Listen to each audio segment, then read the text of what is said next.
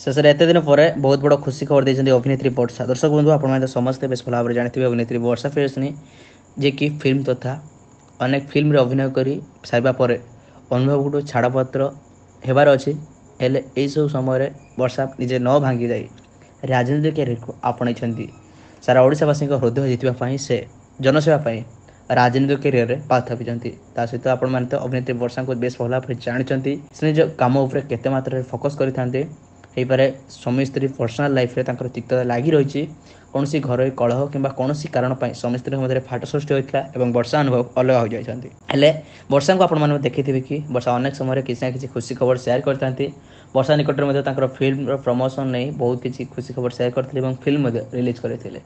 ଏହିସବୁ ପରିପ୍ରେକ୍ଷୀରେ ଦେଖିବେ ବର୍ଷା ପ୍ରିୟଦର୍ଶିନୀ ବର୍ତ୍ତମାନ ସମୟରେ ରାଜନୈତିକ କ୍ଷେତ୍ରକୁ ଆପଣେଇଛନ୍ତି ଏବଂ ବହୁତ ବଡ଼ ଖୁସି ଖବର ଦେଇଛନ୍ତି। ତେବେ ସେ ଖୁସି ଖବରଟି କ'ଣ ରହିଛି सब विषय जानवा पूर्व जो मैंने प्रकृति में अभिनेत्री वर्षा को अभिनय को पसंद करते वीडियो को निश्चित लाइक करेंगे और कमेंट कर जणावे वर्षा अभिनय आपन को केते मात्रा पसंद आसे। तेज दर्शक बंधु आपण मैंने तो जानी सारी कि वर्षा प्रियदर्शिनी वर्तमान समय टिकेट पाई बणचढ़ा आसन पर लड़े कर आरंभ कर एमपी कैंडिडेट भाव में वर्षा प्रियदर्शिनी टिकेट पाई लड़े कर तेज खुशी खबरटी हूँ कि अभिनेत्री वर्षा प्रियदर्शिनी बीजेडी कर्मी भाव में राजनीतिक कैरियर आरंभ करते वर्तमान समय टिकेट पाई आसन हासिल करने को चाहते